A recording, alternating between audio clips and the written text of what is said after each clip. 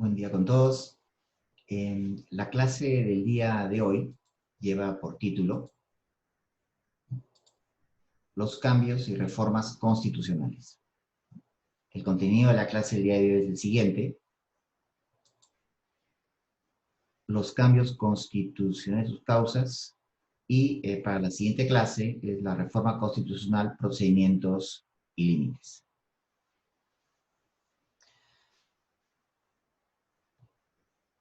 Las constituciones inevitablemente van a cambiar. Es algo que no podemos controlar. No solo cambian cuando una asamblea, un parlamento desea modificar la constitución y cuenta con los votos para hacerlo, cuenta con el amplio consenso para hacerlo y atravesar ese procedimiento arduo, ¿no? Complejo para dejar firme una reforma, sino que también pueden operar en la constitución unos factores, fuerzas, ¿no? Causas que hacen, que producen inevitablemente un cambio, ¿no? ¿Qué grado va a tener ese cambio? Eso dependerá de la fuerza que hizo cambiar la Constitución. Levenstein, como señala el profesor Pereira, ¿no?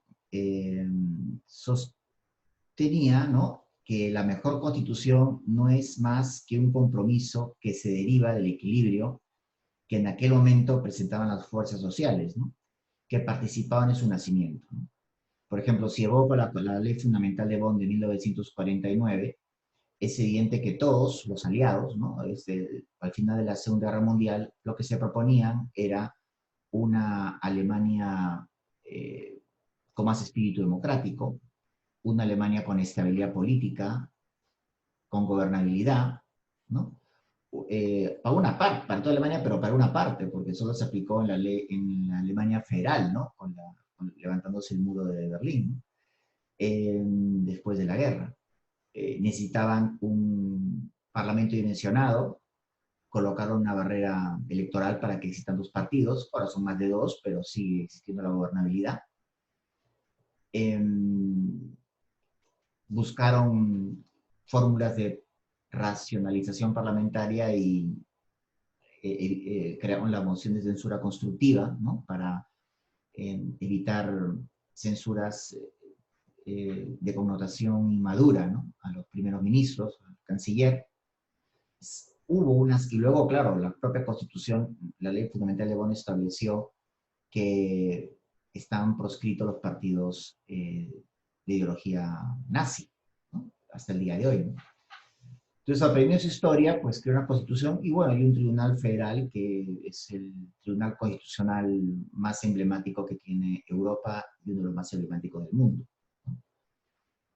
Pues fueron las razones en su momento las que hicieron posible una constitución como la que actualmente tiene Alemania, porque esa ley fundamental de Bonn ahora es la constitución de toda Alemania, ¿no?, una vez caído el muro de Berlín en el 89 y con la reunificación ya en el año 90. Luego, ese cambio trajo lugar a otra modificación para poder preparar la constitución para toda Alemania, ¿no?, para que los Länder se sumen, ¿no?, a los estados federados alemanes, al resto de estados federados alemanes, ¿no? De esta manera, nosotros podemos ver, ¿no?, que la identidad entre estructura real y constitución formal, ¿no?, no puede ser alcanzada y por ello la constitución ideal no existe, ¿no? Es cierto porque todas las constituciones, por ser humanas, son obras perfectibles, ¿no? Incluso un politólogo, ¿no?, especialista en ciencia política, Giovanni Sartori, dijo sobre la Constitución norteamericana que funciona a su manera porque los estadounidenses están empeñados en hacerlo funcionar. Esto es válido para toda la Constitución, aunque hizo especial referencia a las formas de gobierno, ¿no?, a su presidencialismo. Pero esa frase es válida para los parlamentarismos, presidencialismos, semipresidencialismos, ¿no?, semiparlamentarismos. El empeño, ¿no?, es la fórmula, ¿no? La tolerancia, el el empeño, ¿no? La constancia, ¿no? Es lo que, la paciencia, ¿no? Es lo que hace posible que la forma de gobierno y en sí, ¿no? El resto de disposiciones constitucionales, respetando los principios de independencia y la mayoría de los jueces, las que permiten, ¿no? Eh, que dé fruto, ¿no? La Constitución, ¿no? Eh, Ahora bien, estos cambios también se han dado con relación al tránsito del Estado liberal al Estado social, ¿no? Esto produjo cambios en las constituciones.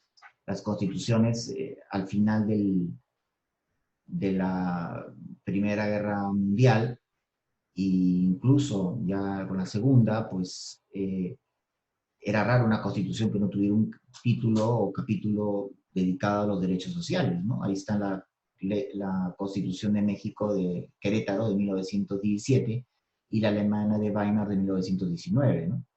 De las dos, la primera, la mexicana, sigue en pie, ¿no? Vigente con 100 años y muchas reformas, pero fue la primera en incorporar derechos sociales.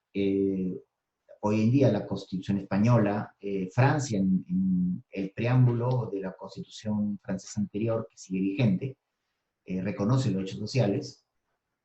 Alemania, España reconoce derechos sociales, ¿no?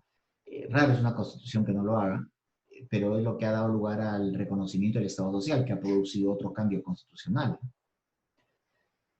Eh, ¿Qué relación guarda el cambio social con el cambio constitucional, ¿no? ¿Qué relación guarda, no? Pueden dar lugar, en primer lugar, a alteraciones, ¿no? Que se terminen reflejando en el texto de la Constitución. Acabo de citar una, ¿no? Del Estado liberal al Estado social. Eh, ya no solo los derechos civiles y políticos, sino los económicos, sociales y culturales, ¿no? Como bienes humanos, cuotas de perfección, ¿no? De la persona. Es decir, estos verdaderos cambios constitucionales se van a producir, ¿no? A producto, ¿no? De cambios sociales. Caben varias posibilidades, ¿no? Por ejemplo, una constitución flexible que se acomode a esos cambios, ¿no? Esto es válido para la única constitución flexible que existe, que es la del Reino Unido, ¿no? Eh, Al final de la Primera Guerra Mundial, pues empezaron a producir muchos cambios en la sociedad inglesa. Y, y esto permitió, ¿no? Una mayor expansión, ¿no? De los derechos, ¿no?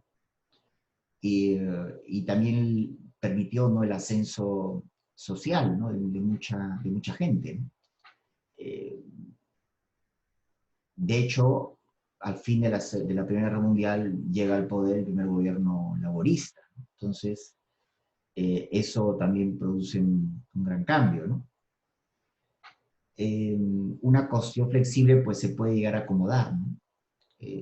Claro, o sea, digamos que si es necesario cambiar incluso a través de una ley ordinaria, el Parlamento Mexicano lo puede hacer, ¿no? Pero antes de hacerlo, en realidad lo más práctico es que eh, la, primero la sociedad, ¿no? Y luego el derecho, ¿no? Se va permitiendo, ¿no? Ese reacomodo, ¿no? En este caso, ¿no? Del tejido social que, que da lugar, ¿no? A una evolución, ¿no? De las disposiciones constitucionales, que no van a dejar de decir lo que en esencia dice toda constitución: limitar el ejercicio del poder y respetar los derechos y libertades, ¿no? Luego, por ejemplo, puede darse lugar bajo una constitución rígida que no se acomode, ¿no? O sea, una constitución, por ejemplo, que siga, por ejemplo, mirando al pasado, ¿no? Esto es una magia porque, por ejemplo, la Constitución norteamericana sigue siendo manuscrita, sigue teniendo 7 artículos, 27 disposiciones finales y transitorias, ¿no? Pero uno puede apreciar que los jueces han podido actualizar la Constitución, ¿no? A través de su interpretación. La interpretación judicial a la Constitución ha permitido que ese viejo texto de más de 200 años siga vigente, siga siendo observado, ¿no? Naturalmente que no puede ser observado al margen de la jurisprudencia, ¿no? Digamos, costumbres, ¿no? Que se han podido ir, y convenciones que se han podido ir generando con el paso del tiempo. Es cierto que una constitución rígida puede ir adaptándose progresivamente, ¿no? Sin producirse brusquedades, ¿no? Eh, es cierto, ¿no? Puede lograrse. Por ejemplo, la Constitución española establece que el sucesor a la corona española será el primer primogénito varón. Es un poco, digamos, una disposición que la Constitución encuentra algo así como muy fuera de tiempo, ¿no? Adiós, gracias. Y va a suponer un posible cambio a la Constitución si es que eh, no eh, los reyes de España actuales no tengan un hijo varón y por lo tanto tenga que recaer la corona en la infanta Leonor, ¿no? Que es pequeña todavía. Pues muy bien, de no ocurrir eso va a tener que producirse un cambio en la Constitución, ¿no? Eh, no obstante, las circunstancias ahora no se está tratando, no se habla del tema, se le trata pues como la princesa de Asturias, pero no hay mayor, digamos, eh, discusión por el momento, ¿no? Pese a que es una constitución rígida, ya se tendrán que producir los cambios en su momento, mientras están esperando, ¿no? Y está recibiendo la formación que tendría como futura reina, ¿no? ¿Qué hay sobre la clasificación de los cambios? Entonces, primero, para terminar, ¿no? Una constitución, a poco que dure, va a cambiar, ¿no? Va a cambiar producto del tiempo, aunque no se cambie ni una letra de la Constitución, pues va a tener que cambiar a través de la jurisprudencia, ¿no? Que va a actualizar lo que dice la Constitución, eh, como una realidad inevitable, ¿no? ¿Cuál es la clasificación de los cambios constitucionales? Primero había que verlo de la siguiente manera, ¿no? Hay muchas maneras de clasificar. La opción que el profesor Pereira plantea y me parece adecuada, ¿no? Es dividirla en dos, ¿no? Sobre todo atendiendo al resultado producido, atendiendo al resultado producido y atendiendo al procedimiento. Atendiendo al resultado producido, eh, cambios que dan lugar a reformas formales a la Constitución son las, precisamente, enmiendas constitucionales formales, ¿no? Es decir, cuando hablamos de una reforma constitucional a secas, sin más, no estamos refiriendo a eso, ¿no? Cumpliendo un procedimiento reglado, ¿no? Previamente arreglado, ¿no? Establecido por el propio constituyente, ¿no?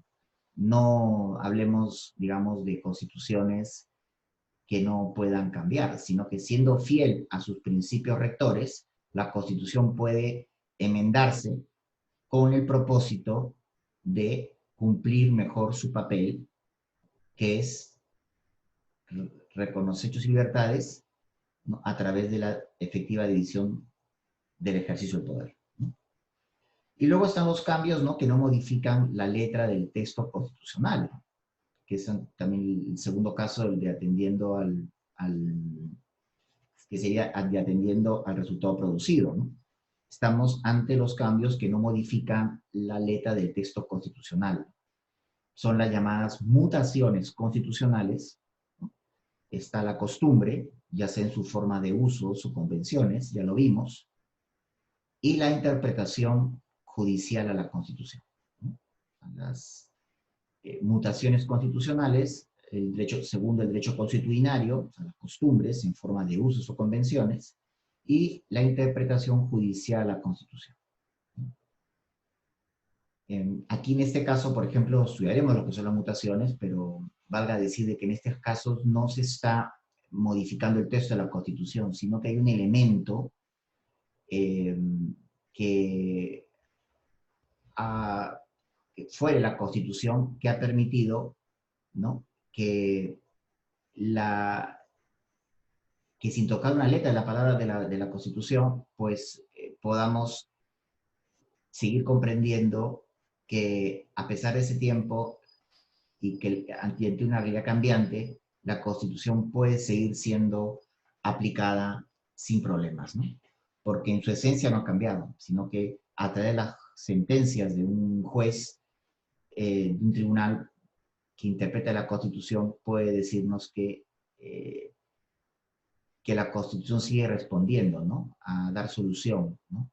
A determinados problemas jurídicos y políticos, ¿no? Que se presenten, ¿no? Las mutaciones constitucionales, en estos casos, lo que cambia no es el texto, ¿no? Sino lo que cambia es el contexto, ¿no? Hay un factor que ha producido que tengamos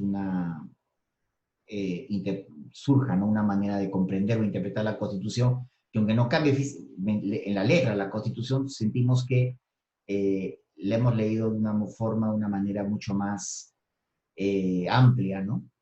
Que permite su enriquecimiento, ¿no? Y luego tenemos el derecho consuetudinario, ya sea por usos y costumbres, ¿no?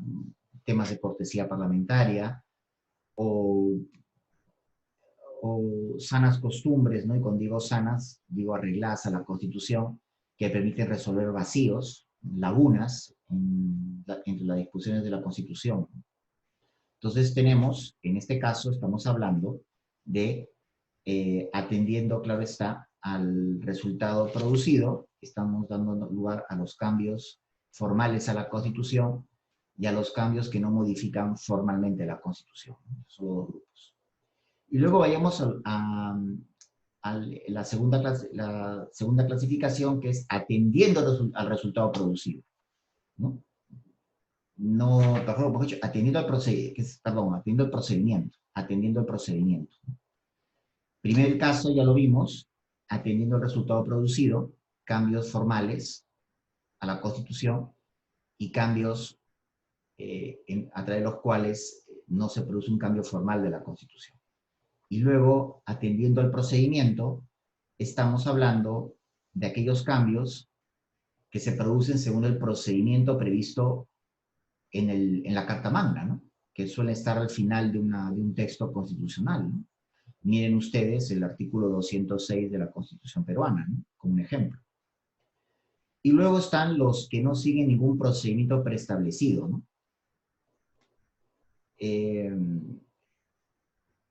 Como son los usos, las convenciones y nuevamente las mutaciones, ¿no? Aquellos atendiendo el procedimiento, los que rigen un procedimiento y los que no cuentan con un procedimiento y por tanto la Constitución cambia, ¿no? En ambos casos hemos aludido a lo mismo, ¿no? Atendiendo el resultado y atendiendo el procedimiento. Solo es un modo de comprender, ¿no? Cómo se agruparían, ¿no? Estas instituciones, ¿no? Que hacen posible la enmienda o los cambios constitucionales.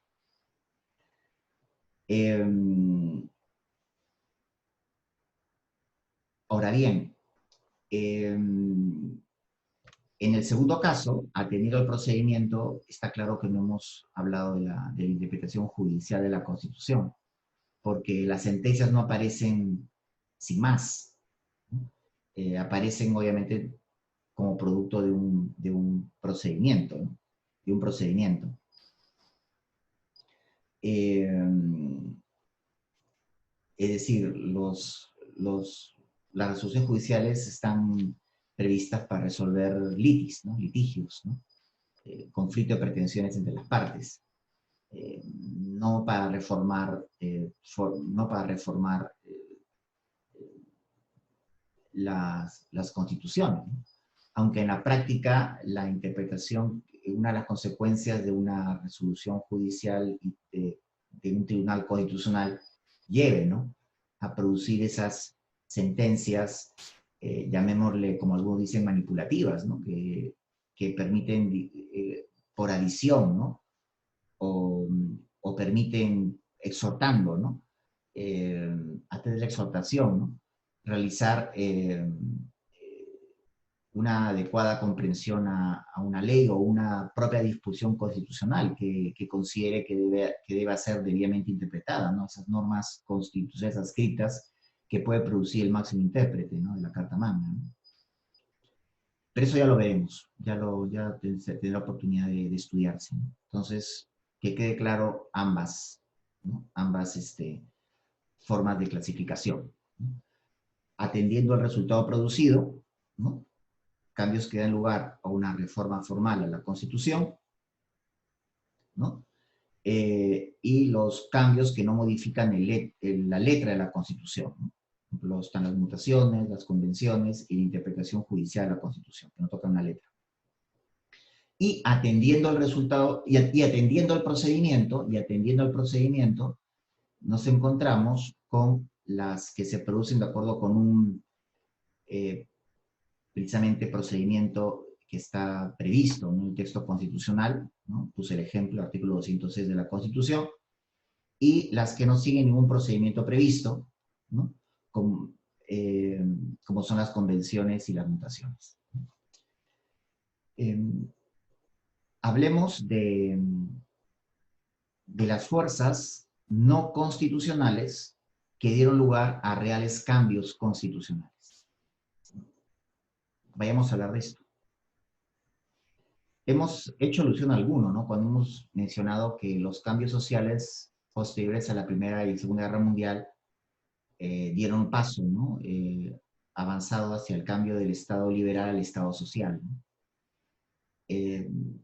No del Estado preocupado del individuo, sino preocupado también de la persona que vive en comunidad, en sociedad, ¿no? Como la doble dimensionalidad, ¿no? Que tiene los derechos fundamentales, ¿no? Tanto en ámbitos particular como social, ¿no? Este es un ejemplo, ¿no? De cómo cambios exteriores, ¿no? Externos, ¿no? No controlables por un constituyente, ¿no? Lo que hace el constituyente es algo así como tomar una fotografía, ¿no? Del momento, ¿no? Y la recoge en la Constitución. Son los jueces, en gran medida, los que la van a actualizar, pero también impulsados, ¿no? Por la propia realidad, ¿no? Por la propia realidad, ¿no? ¿Cuáles son estos factores? Pues son varios, ¿no? Y el aporte de estos factores, pues, no son sacados como quien saca un conejo de un sombrero, sino los da la realidad, ¿no? Muchos son de sentido, todos son de sentido común. Ninguno es inventado. Porque la historia ha registrado que esas fuerzas, esos cambios, han dado lugar a enmiendas constitucionales, ¿no? Por ejemplo, la primera de ellas sería las guerras, ¿no? Ya he hecho alusión a ellas, ¿no? La primera, la Gran Guerra, ¿no? Primera Guerra Mundial y la Segunda, ¿no? No están previstas en las constituciones. Se puede prever régimen de excepción, estado de sitio, no una situación de guerra, pero se puede prever, de previsto que una constitución no cambie, no sea, digamos, reformada en un periodo de guerra, pero como consecuencia de una guerra, sí pueden operar cambios en la Constitución. Esto la historia lo ha registrado así, ¿no?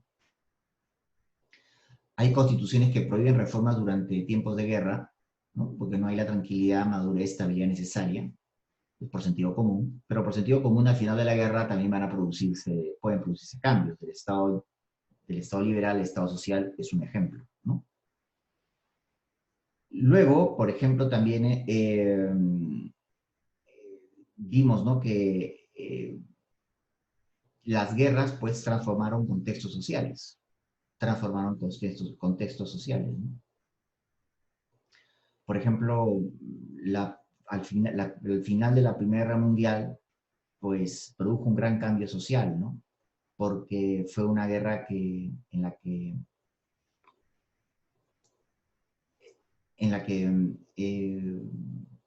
la ganaron todos, no solamente soldados digamos, de profesión, por decirlo así, ¿no? De oficio, sino de todos, ¿no? Y eso, pues, trajo grandes cambios sociales, ¿no? Al final, ¿no? Y nuevos tipos de empleos, ¿no? Nuevos artefactos, ¿no? Que antes no existían y que empezaron a, a llegar, ¿no? A la sociedad, ¿no? Eh, también dio lugar a que el poder del Estado se incremente, ¿no? Producto, ¿no? En su momento de lo que tendrían que hacer, de lo que dio lugar al final de una guerra, ¿no? Es una guerra mundial, por ejemplo, al final de una guerra mundial, el Estado se hizo más fuerte, ¿no? Se hizo más fuerte y eh, concretamente el Ejecutivo, ¿no? Para procurar, ¿no? Lo más rápido posible un periodo de reconstrucción. Eso, como dicen, empoderó, ¿no? Al Poder Ejecutivo frente al Legislativo, ¿no? De hecho, el Legislativo hasta el día de hoy no se ha recuperado de ello, pero hay foros que no puede perder, ¿no? Las constituciones modernas permitieron que los ejecutivos puedan legislar, ¿no? Es decir, puedan legislar vía decretos legislativos o decretos de urgencia, ¿no? Eso lo hicieron, todo esto es posterior a la Segunda Guerra Mundial. Otras constituciones no lo han permitido, Inglaterra no lo ha permitido, Estados Unidos no lo ha permitido, hay otras vías, pero vemos que el crecimiento en Europa continental del Ejecutivo y de ahí en el mundo, pues, dio lugar a que empezaran a tomar una serie de atribuciones los gobiernos, ¿no? Reconocidas constitucionalmente para hacer viable, ¿no? La reconstrucción, ¿no? Luego, en segundo lugar, tenemos las depresiones económicas, ¿no? Por ejemplo, esto pues se suele citar los años 30, ¿no? La Gran Depresión del 29, ¿no? De 1929, ¿no? Y justamente Estados Unidos, que fue el epicentro, ¿no? De esta Gran Depresión, contribuyó a reforzar también al Ejecutivo, ¿no? Y al gobierno central, ¿no? Frente a los Estados federados. Y esto repercutió al mundo, ¿no? Repercutió al mundo, ¿no? Eh, Estados Unidos tenía que comprar menos de fuera, cómo puede pasarle a la China si entra en crisis, pasarle, ¿no? Y comprar menos cobre. Y esto pues afecta el Producto Bruto Interno de todos los países, de todos los estados. Es decir, la Gran Depresión produjo, ¿no? Un mayor centralismo, ¿no? Y un gobierno más fuerte, ¿no? Para superar, con el pretexto de superar coherentemente, ¿no? Las dificultades, ¿no? De hecho, por ejemplo, en los años 80 del siglo pasado, pues Margaret Thatcher, primera ministra británica, libra, ¿no? Un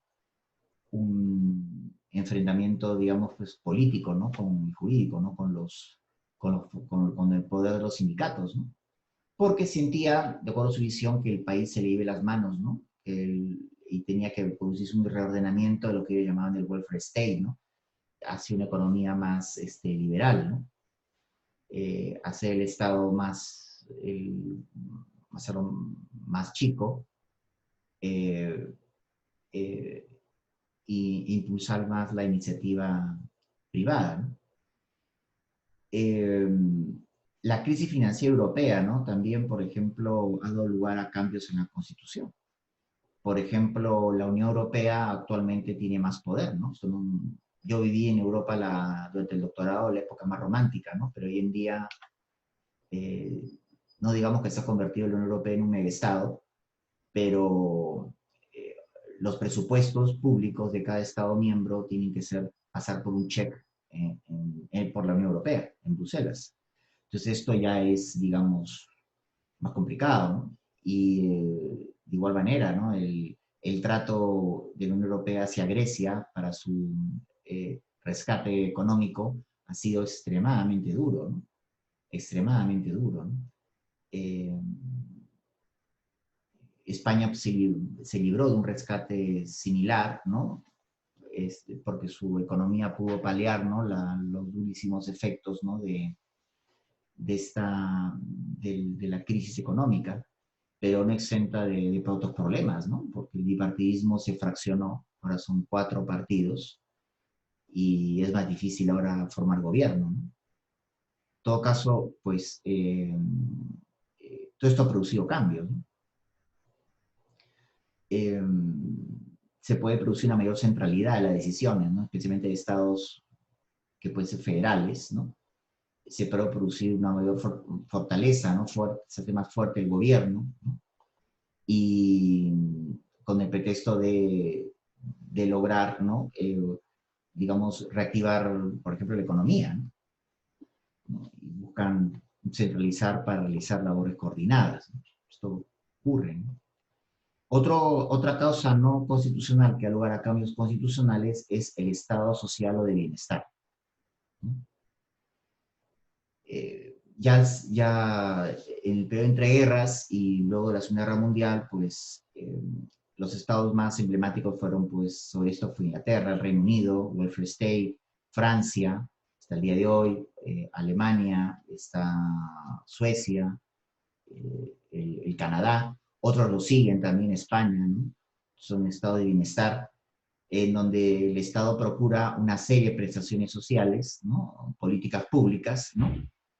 Eh, y de alguna manera incluso los más liberales tienen que concederlas porque si pretenden ganar. En Inglaterra pues hubo un gran cambio, ¿no? En los años 80 con Margaret Thatcher, que redujo varias prestaciones, ¿no? Otros estados recientemente con la crisis del 2009, como en España, han tenido también que realizar ajustes importantes en temas de sanidad, ¿no? Pagar algo, aunque sea simbólico, por las medicinas. Aquí en países como estos estaríamos felices de que nos suban solo €1, pero aquí quien estemos seguro público, privado, pues pagamos mucho más, ¿no? Y no es una prestación pública, sino es privada. Y por otro lado tenemos la sanidad pública que todavía es deficiente, ¿no? Lamentablemente es deficiente, ¿no? Y no debería serlo, ¿no? Este crecimiento del Estado social y este bienestar, pues puede dar lugar a un mayor control, ¿no? A que el Estado, pues de una manera, eh, a cambio de darnos prestaciones, pues nos condicionen, ¿no? De acuerdo, y esto, por ejemplo, para algunos lo puede entender como una restricción de las libertades, ¿no? Otro factor son los modernos medios de comunicación, ¿no? Eh, que han dado lugar los modernos medios de comunicación a grandes cambios, ¿no? La gente está más informada, ¿no? Por lo menos formalmente, ¿no? Digamos, toman los medios para ir a tomar la información que queremos conocer de todo tipo, ¿no? Eh, Está más desmasificada, podríamos decir, ¿no? Es portátil, la llevamos con nosotros si queremos, ¿no? Pero también estamos en épocas de la posverdad, ¿no? Como le llaman, ¿no? O de los fake news, ¿no? Y esto también, y si cuando son promovidos por el propio gobierno, pues ello, por ejemplo, también trae un problema, ¿no? Los gobiernos también suelen tener sus propias medios de comunicación, ¿no? Televisivo, de prensa escrita, radial, ¿no? Y ello también plataformas, ¿no? Eh, no digamos que va a competir, pero sí vemos que tiene son unos medios que de alguna manera se han producido grandes cambios, ¿no? Un medio de comunicación puede desestabilizar a un gobierno, ¿no? Y lo que es peor, un gobierno que tenga como aliado los medios de comunicación, pues puede manipular la información, ¿no? Eso es algo que ocurre, ¿no? Eh, También la aparición de partidos políticos, ¿no? Los partidos políticos, ¿no? Como agrupaciones, ¿no? de personas, llámese políticos, ¿no? Asociaciones que tienen como fin, ¿no? Llegar a alcanzar el poder, ¿no? Y desde ahí administrarlo, gobernarlo, ¿no? Llegando a través de elecciones democráticas, ¿no? Se entiende. Eh, pues han producido muchos cambios, ¿no?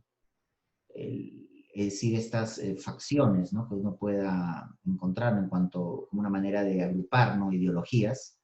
A lo mejor eso todavía persiste en algunas latitudes en países iba a decir espiritualmente constitucionales, ¿sí? Bueno, Inglaterra, los estadounidenses, o tradicionales constitucionales, pero que se han dado cambios en el mundo muy notables, ¿no?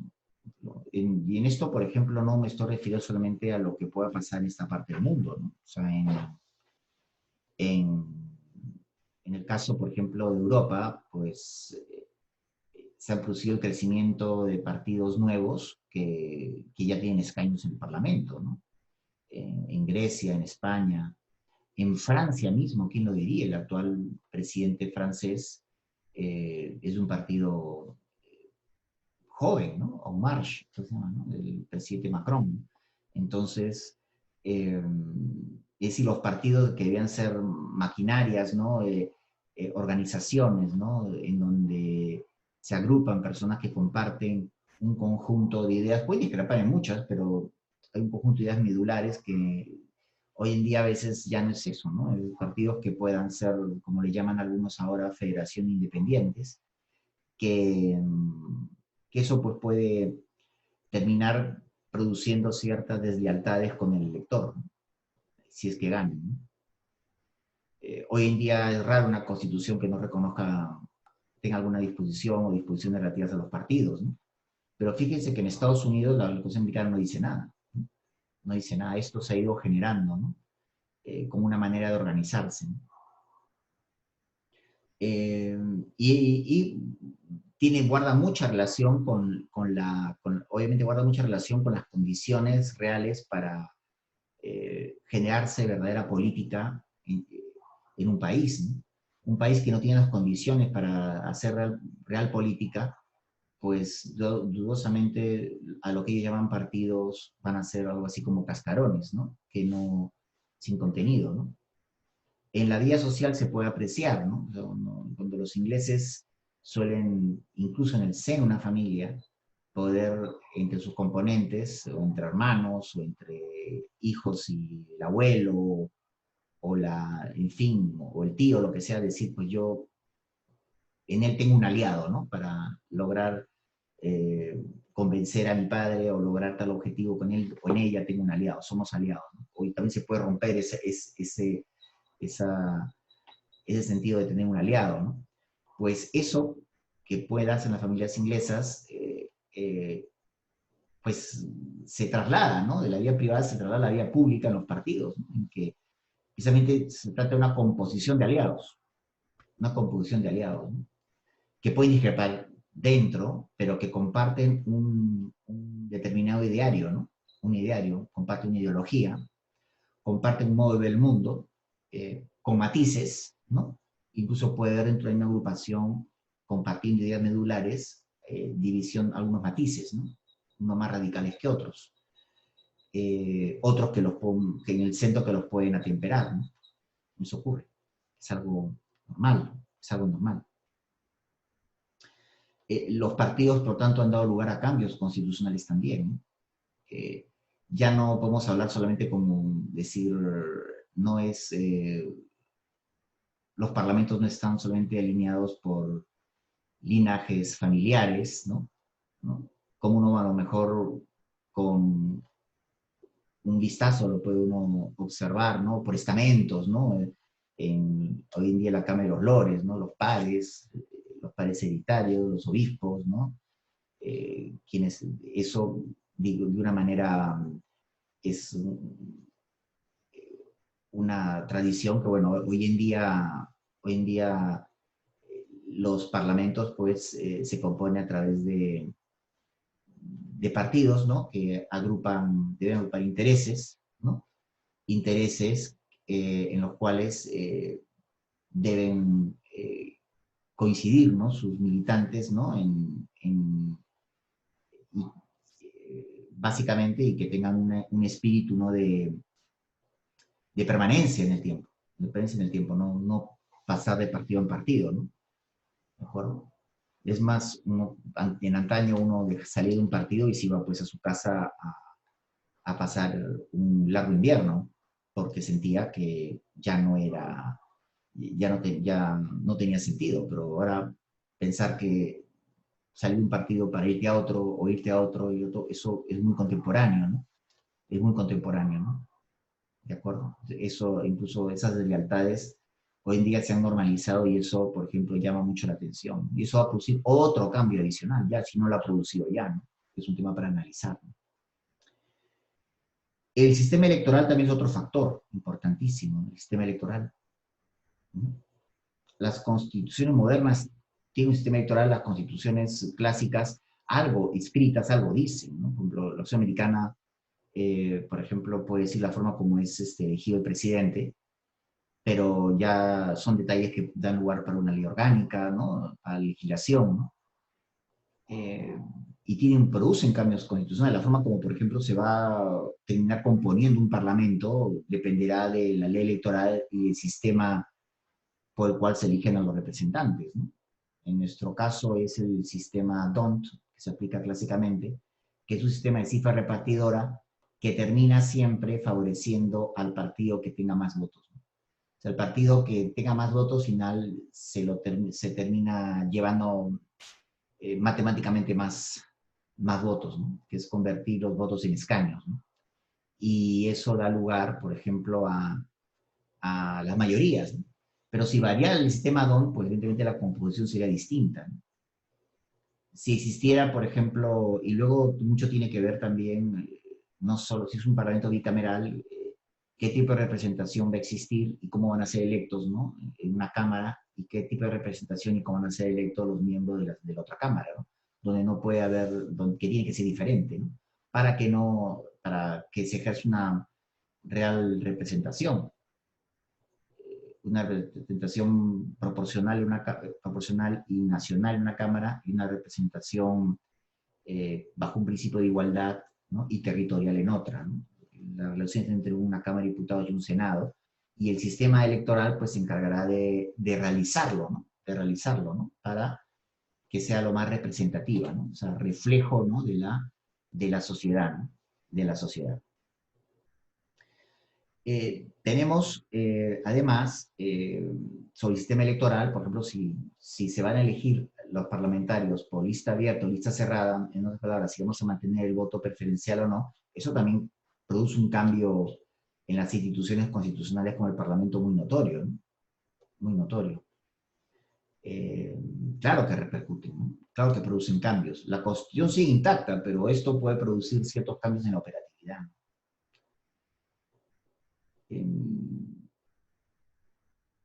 Luego tenemos el desarrollo de la tecnología, ¿no?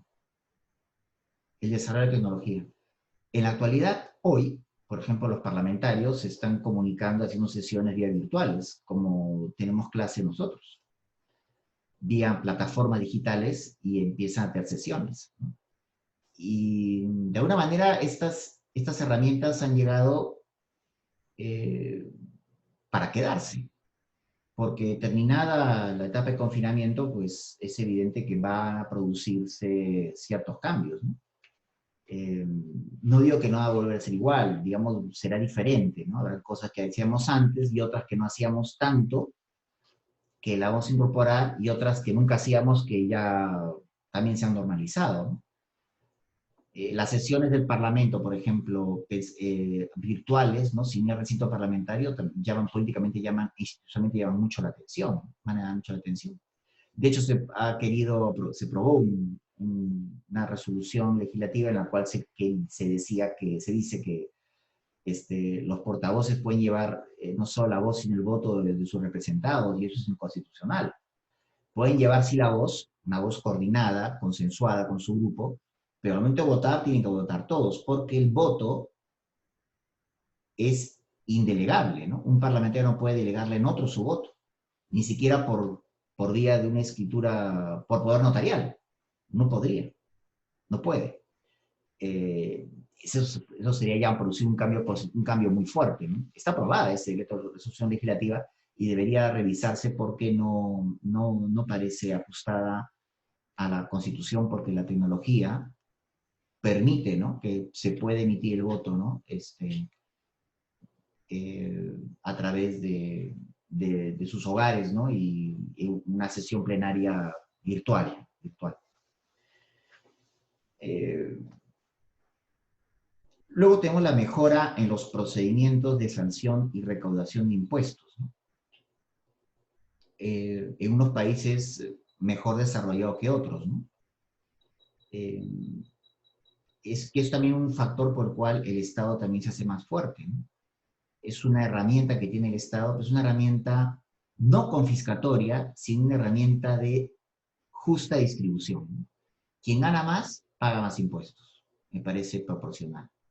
El Estado con lo se administra con los impuestos y también realiza lo que se entiende de la igualdad material, ¿no? Que a través de esos impuestos los redistribuye para brindar igualdad de oportunidades, ¿no? Colegios públicos que no tengan nada que envidiar a colegios privados, ¿no? Universidades públicas que tampoco tengan nada que envidiar a universidades privadas, ¿no? Eh, Llevar agua, luz, infraestructura, ¿no? Una buena salud, hospitales que no envidien nada a las clínicas, las mejores clínicas. Esa es la distribución, ¿no? Esa es la idea, ¿no? Y de alguna manera da mucho poder, ¿no? Obviamente al Estado, ¿no? El Estado para que con esos ingresos que recibe, ¿no? De manera proporcional, pues pueda saberlo distribuirlos, ¿no? Debidamente, ¿no? Con sabiduría, ¿no? Eh, Hay que destacar también que eh, otro elemento importante reciente, ¿no? Esto ya en el 2001, ¿no? Fueron la caída de las Torres Gemelas por actos terroristas, el 11 de septiembre del 2001, y los atentados también que se han producido en 2015, ¿no? Por ejemplo, en París, ¿no? En Inglaterra, en España, ¿no? Que, eh, en donde se ha sensibilizado todo el tema relativo a la seguridad, y cuando la seguridad crece, eh, crece en desmedro de las libertades, ¿no? Esto ha dado lugar a darle mayor refuerzo al Ejecutivo, esté reforzado, ¿no? Debilitar sus frenos constitucionales, promueve la centralización del poder, que es lo que no quiere tanto el derecho constitucional, solo su concentración, incrementa el papel de los reglamentos, ¿no? Que el Ejecutivo dicte reglamentos, ¿no? O dicte muchos decretos de urgencia, ¿no? Para tener necesidad, que aunque sean elaborados por técnicos, pues han tenido un poco de debate. Luego, disminuir la sumisión del poder al derecho, en consecuencia por todo lo anterior, disminuir la sumisión del poder al derecho. Y aumentar el control del Estado con relación a las personas y la sociedad civil, ¿no? Esto, por ejemplo, en temas de toque queda o lockdown, podemos verlo nosotros, ¿no? Que hay un mayor control, ¿no? A la sociedad, ¿no? Y pueden ser las razones totalmente comprensibles por temas de emergencia, pero si se prolongan en el tiempo pueden traer eh, ciertos cambios, ¿no? Ciertos cambios. Esto se va a producir. Con relación a las formas, eh, hemos dicho, ¿no? Que las constituciones pueden cambiar a través de mutaciones constitucionales, pueden cambiar a través de usos y convenciones, pueden cambiar a través de la interpretación judicial a la Constitución, ¿no? Son los cambios que se pueden producir, ¿no? ¿Qué son las mutaciones constitucionales, ¿no? Pues hemos dicho, ¿no? Que una mutación constitucional es, en resumen, un cambio del contexto, pero no del texto. Es decir, la constitución por alguna práctica reiterada, ¿no? De un estilo de gobierno, ¿no? De un modo de hacer, ¿no? En el manejo del gobierno, pues crea un precedente que puede, ¿no? Armonizarse, ¿no? Con una disposición constitucional, con las disposiciones constitucionales, y salir adelante y mantenerse en el tiempo, ¿no? Siempre y cuando respete los principios medulares, ¿no? De la Constitución, ¿no? Que sostienen cualquier Constitución. ¿De acuerdo? Por ejemplo, fíjense, los presidentes, un presidencialismo de jefe de Estado y jefe de gobierno a la vez, ¿no? Pero en países que tenemos una institución como el presidente del Consejo de Ministros, pues que en la práctica no solo se dedica a lo que la Constitución establece, sino que hemos visto por momentos, ¿no? Que la Constitución establece que es después del presidente es el principal portavoz del jefe de Estado, que organiza el trabajo de los demás ministros y que refrende determinados actos.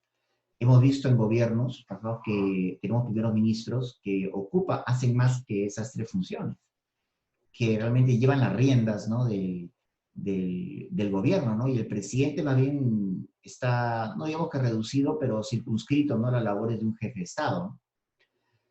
La Constitución no dice eso, pero tampoco, digamos que lo prohíbe, si en la práctica, por ejemplo, el presidente, jefe de Estado, asume como suyas las decisiones que va tomando el, el presidente del Consejo de Ministros, ¿no? Entonces, se puede decir que el texto no ha cambiado, pero se ha producido una mutación constitucional, ¿no? Se ha producido una mutación constitucional con la propia operatividad de la forma de gobierno, ¿no? Tenemos además, por ejemplo, otros ejemplos, ¿no? Por ejemplo, el control judicial de la Constitución y las leyes no está en la Constitución norteamericana hasta el día de hoy, sino fue eh, obra de la interpretación judicial de la Constitución, ¿no? La interpretación judicial de la Constitución, pues, conocida como la Judicial Review, permitió lograr, digamos, un control, ¿no? De la producción legislativa, ¿no? Exigiendo que guarde conformidad con la Constitución. Eh, por ejemplo, también el paso del federalismo, ¿no? Originario a un federalismo más centralizado, más centralizado, ¿no? No centralista, sino más centralizado, ¿no? En donde haya tenido para guardar orden, ¿no? El Estado federado central mayores competencias, ¿no? Para evitar lo ocurrido con la depresión del 29, ¿no? Por ejemplo. Y luego la elección del presidente también, ¿no? Estados Unidos, los ciudadanos creen que van a votar con voto directo y es un voto indirecto. No votan directamente por Trump o por Biden, sino van a votar por un colegio, eh, por un colegio electoral, ¿no? Que son las personas que se comprometen a votar por quien yo quiero que voten, ¿no? Entonces es una manera indirecta, ¿no? Voto por el colegio vota por el presidente, ¿no? Es un modo indirecto, ¿no? Entonces son mutaciones constitucionales. Los usos y convenciones también vemos que eh, son formas, ¿no? De producirse cambios, ¿no? Eh, por ejemplo, eh, los usos y convenciones, lo vimos en las fuentes, ¿no? Son consecuencias, ¿no? De la aplicación del derecho consuetudinario, que tiene una cocción bastante más lenta, ¿no? Que el resto de fuentes en el derecho constitucional, ¿no? Hay convenciones que pueden llegar a convertirse en leyes, ¿no? Por ejemplo, la posibilidad que el presidente tenga una reelección inmediata en Estados Unidos no estaba prevista en la Constitución. Fue una convención que le empezó Washington y perduró hasta fin del siglo XVIII hasta mediados del siglo XX, que Roosevelt estuvo 4 periodos y tuvieron que, violar esa convención, tuvieron que crear, aprobar la enmienda número 22, ¿no? En la Constitución norteamericana, ya escrita, ¿no? Eh, los usos y convenciones no reforman formalmente la Constitución, pero sí producen un cambio, ¿no? En su interpretación, que no es poco. Y son necesarios para la vida ordinaria, ¿no? De cualquier constitución que haya durado en el tiempo, ¿no? Inevitablemente, porque si la sociedad cambia y establece un modo armonizado con los principios esenciales de la Constitución, división de poderes y respeto a sus libertades, si sufren un conjunto de prácticas que están armonizadas, ¿no? Con estos principios, o no estén previstas en la Constitución como disposición, pues ya han producido un cambio no formal que, que finalmente perfecciona, ¿no? El contenido de cualquier carta magna, porque lo actualiza, ¿no? Lo actualiza, ¿no? Pero repito, son de cocción lenta, ¿no? Tiene que pasar mucho tiempo. 30 años para una constitución peruana no son suficientes, tiene que ser más tiempo, ¿no? Y luego, los usos y convenciones, ¿no? También pueden ser imprescindibles, ¿no? Cuando no es posible una reforma constitucional formal, ¿no? Porque no hay consenso, ¿no? No obstante, se ha dado lugar a una costumbre que, aunque no ha llegado a dar consenso para establecerla formalmente una constitución, tienen vida propia, ¿no? Y a lo mejor terminen quedándose, ¿no? Pero se necesitan sociedades muy homogéneas, de un gran acuerdo fundamental para que ello pueda darse, ¿no? Sobre interpretación judicial a la Constitución, pues los jueces no cambian las constituciones eh, legislando porque no son legisladores, aunque algunos dicen hablan de legislación positiva por parte del Tribunal Constitucional. Pero el contenido de sus sentencias que resuelven una litis, ¿no? Un conflicto de pretensiones, pues pueden traer consigo una fórmula, ¿no? de interpretación que me dé más luces sobre lo que la Constitución dice, ¿no? Y que además pueda dar lugar a un precedente que pueda ser aplicado en otros casos, ¿no? En otros casos, ¿no? Lo cual generaría la predictibilidad, ¿no? Y así las sentencias tendrían una especie de vida propia, ¿no? Ya no se podía leer solo la Constitución, sino lo que los jueces han dicho de la Constitución, ¿no? Que es lo que pasa con las constituciones muy longevas, sin ir muy lejos de lo que ha pasado con la Constitución peruana, que es algo inédito en la historia republicana del país, ¿no? Si hay algo que uno puede decir, pues si quiere uno celebrar los 200 años que estamos próximos a celebrar la independencia, hay muchas cosas en las cuales no hemos logrado, pero jurídicamente, valgan verdades, tener una jurisprudencia, un derecho constitucional peruano, como nunca antes ha existido, con deficiencia, claro está, pero existe, es eh, es una buena señal, ¿no? Es una buena señal. Entonces hay que tomarlo por el mejor lado, ¿no? No politizar el tema y polarizarnos, sino hacer una evaluación en función a los resultados y a lo que estamos dispuestos, ¿no? A concederle, ¿no? A la historia, al tiempo, y que estamos también dispuestos a mejorar. Eh, la interpretación judicial de la Constitución, pues, es también una forma, ¿no? de cambio, ¿no? Una forma y da lugar a estas normas constitucionales adscritas, ¿no? Que desde el máximo intérprete terminan como casi, casi no, añadiendo, ¿no? A lo mejor un párrafo, ¿no? Un texto de la Constitución de modo imaginario, ¿no? Y darnos cuenta que este es el sentido realmente que tiene esta disposición, ¿no? Tendría la Constitución como un sistema, como un documento que procura ser un sistema de principios, ¿no? Para el buen gobierno y el respeto a derechos y libertades. La reforma constitucional, pues el concepto y necesidad de reforma constitucional, pues lo veremos ya la próxima clase. Estos son los temas que hemos podido nosotros revisar, ¿no? Cambios constitucionales y sus causas, como una realidad inevitable el cambio, ¿no? De una constitución que perdura en el tiempo. Las constituciones más clásicas, por ejemplo, si la vieran los padres creadores de esas constituciones formales, pues muchos aspectos no las reconocerían, ¿no? Porque han ido cambiando en el tiempo, ¿no?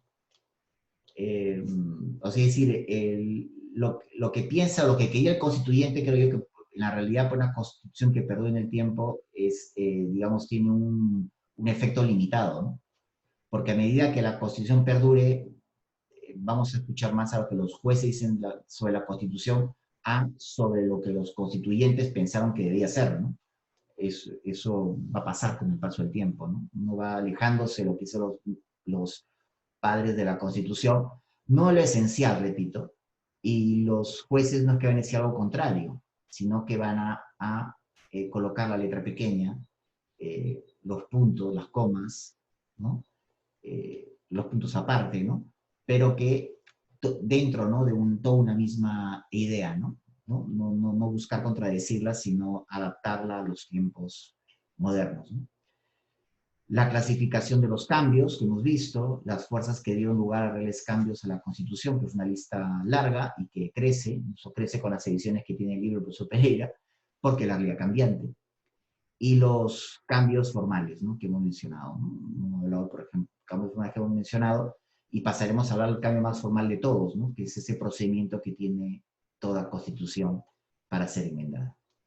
Han sido ustedes muy amables y nos vemos la próxima clase. Muchas gracias.